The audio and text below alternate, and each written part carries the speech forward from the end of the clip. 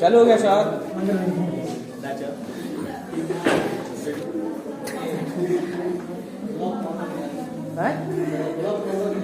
ये देखिए, मैं काले का इरादा कैसे नापाक था? मैं काले का इरादा कैसे नापाक माना जाएगा? आप बताइए। क्योंकि यह जो भी सोच रहा है वह भारतीयों के हित में नहीं सोच रहा है। ये भारतीयों के हित में नहीं सोच रहा है, क्योंकि यह हमारी जो है भारतीय भाषा, यानी भाषा के आधार पर, लैंग्वेज के आधार पर, ये भाषा को भी इन्होंने खराब ही खराब घोषित बता चुके हैं। इसकी भाषा को भी खराब बताया और साहित्य को भी इन्होंने क्या बताया? नेगलेक्ट किया। साहित्य भी खराब है, समझ रहे? और भारतीय भाषा और ज्ञान विज्ञान को भी इन्होंने खराब बताया। भारतीय ज्ञान विज्ञान क्या है? भारतीय ज्ञान का मतलब प्राच्य ज्ञान विज्ञान, ये भी क्या है? खराब है। तीनों को ये मतलब निगलेक्ट करता है। भारतीय भाषा, भारतीय साहित्य, भारतीय ज्ञान विज्ञान, तीनों को उन्होंने बताया कि भारतीय जो भाषा है वो बहुत ही श्रेष्ठ है, और भारतीय जो है साहित्य, चाहे इतिहास हो, राज्यशास्त्र हो, चाहे भूगोल हो, चाहे अर्थशास्त्र हो, जो भी इनके साहित्य हैं वो सब बेकार पड़े हुए। इनके साहित्यों में जो भी वर्णन है, जो भी कृष्ण है, जो भी लिखा पड़ा गया है, वो जो भारतीय के विकास लायक नहीं है, और इनको पढ़ करके इनका विकास आजीवन कभी होने वाला नहीं है। इसलिए साहित्य को भी, भाषा को भी खराब किया। और ज्ञान विज्ञान बताया, इनका ज्ञान विज्ञान इतना प्राचीन है, इतना जो घसीट गिरा हुआ है। इनके ज्ञान विज्ञान में कोई खोज प्रवृत्ति वाला सिस्टम नहीं, वैज्ञानिक तर्क के आधार पर नहीं है, इसमें कोई टेक्नोलॉजी डेवलपमेंट नहीं है। इसलिए यह इनका ज्ञान विज्ञान जो है इनको कभी विकास के आगे ले ही नहीं जा सकता, विकास की तरफ नहीं बढ़ा सकता है। इसलिए इन्होंने ज्ञान विज्ञान को भी इन्होंने सारे तरह से, यानी भाषा के आधार पर, साहित्य के आधार पर और ज्ञान के विज्ञान के आधार पर, तीनों तरह से इनको बेकार बताया। और यहाँ तक इतना नहीं बताया, और बताया कि जो एशिया में महाद्वीप में भारत का वर्णन हो रहा है, उसमें उन्होंने बताया कि अरब और भारत, यानी अरब और भारत के पूरे साहित्य की किताबें, यानी अरब और भारत के पूरे साहित्य की, जो वहां के यूरोप की एक अलमारी के बराबर है। अरब और भारत के साहित्य यूरोप की एक अलमारी के बराबर है, जिससे यह स्पष्ट बताता है कि इनका साहित्य जो है बहुत ही विकसित है। हमारे सारे साहित्य मिलकर के और इनके साहित्य की तुलना के नहीं कर सकते, अर्थात हमारा साहित्य इनसे बहुत ही पीछे है। इन बातों से नजरअंदाज किया जा सकता है कि मैं कहने का इरादा जो है कहीं जो है भारतीय भाषा, भारतीय साहित्य, भारतीय ज्ञान विज्ञान और भारतीय आबोहवा या भारतीय परिवेश की गड़बड़ नहीं जो खरा उतर रहा है। अलबत्ता इसकी क्या हो रही है? इसका इंसल्ट किया जा रहा है, इसका अपमान किया जा रहा है, इसकी शिकायत की जा रही है, और इसको जो है मतलब कि हे दृष्टि से देखा जा रहा है। जस्ट लाइक अपोजिट की बात करते हैं तो इन्होंने अपने भारतीय भाषा को, यानी देखिए अब यहाँ नापाक जो है प्राच्यवादी दृष्टिकोण से इसका इरादा क्या है? नापाक है। प्राच्यवादी दृष्टिकोण इसका क्या है? खराब है। इसलिए खराब होने की वजह से हमारे भारतीय इतिहासकार इसके इरादे को नापाक बता रहे हैं। और अब यही हमारे हर क्षेत्रों को जो है डबलाइज करता है, और हर ज्ञान विज्ञान भाषा साहित्य को खराब बताता है, अपने भाषा, अपने ज्ञान, अपने साहित्य को अच्छा बताता है।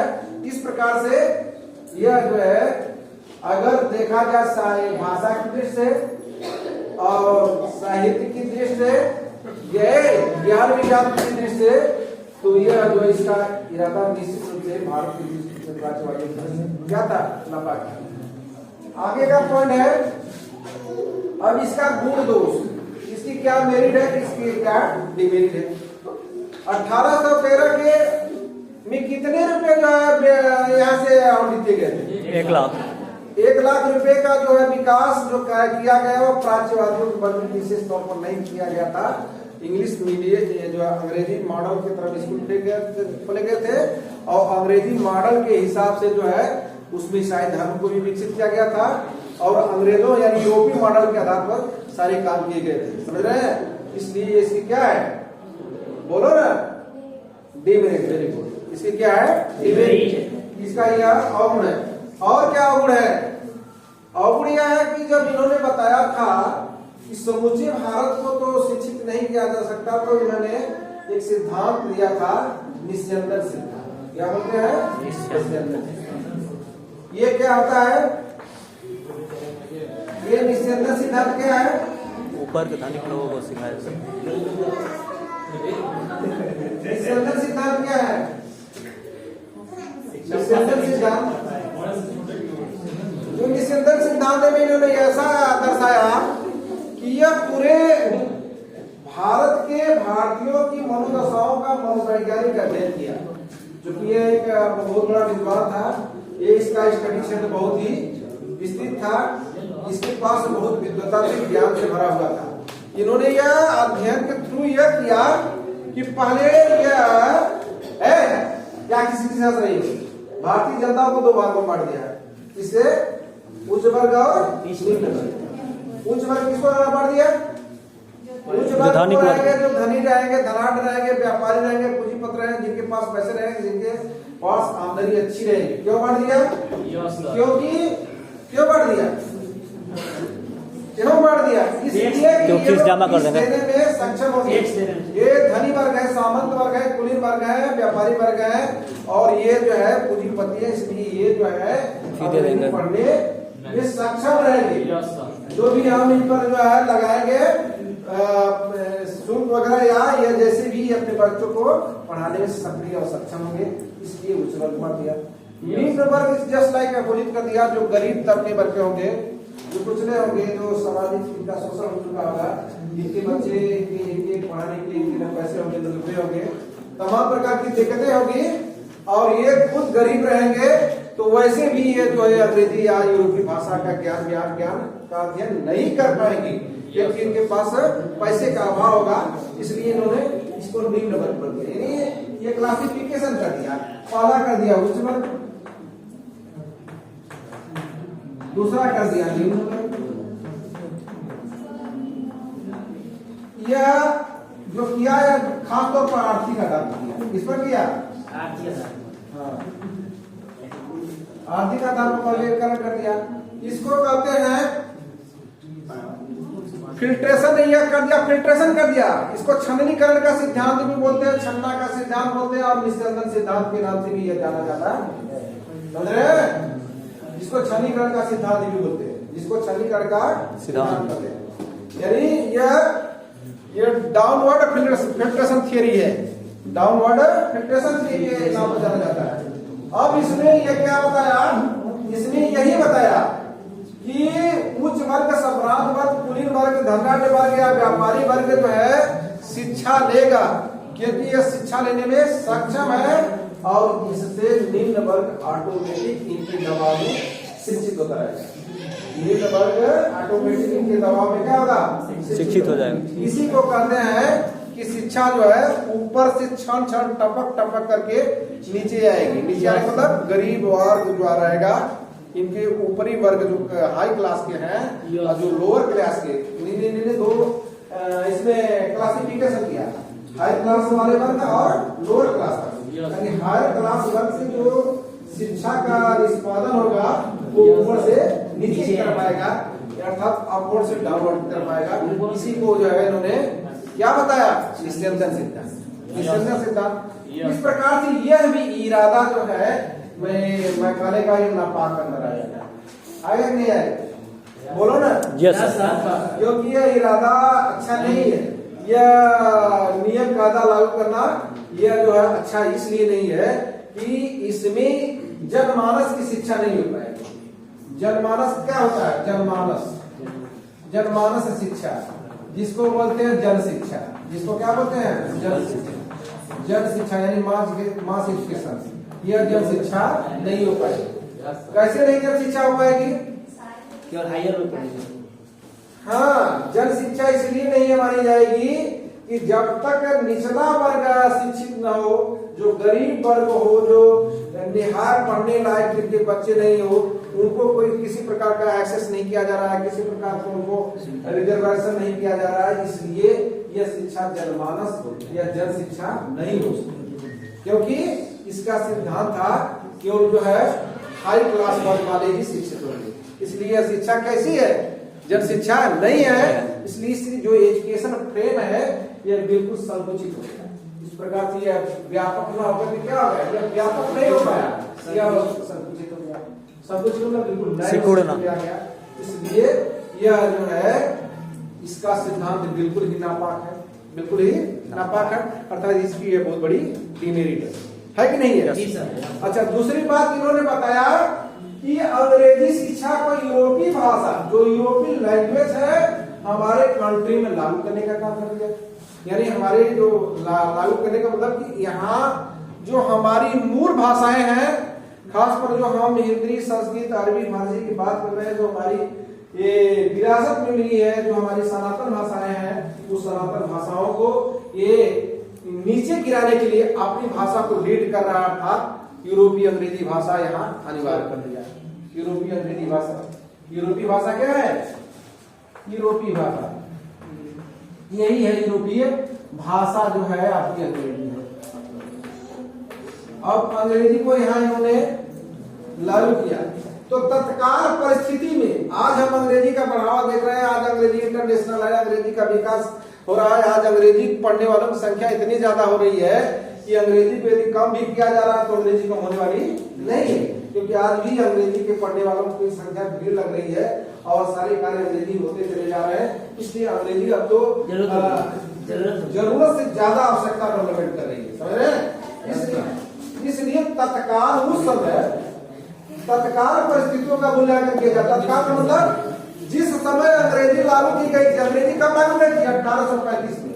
कब की गई थी, 1835 का आज आप 2026 चल रहा है, 2025 और 1835 में बहुत बड़ा अंतर है ना।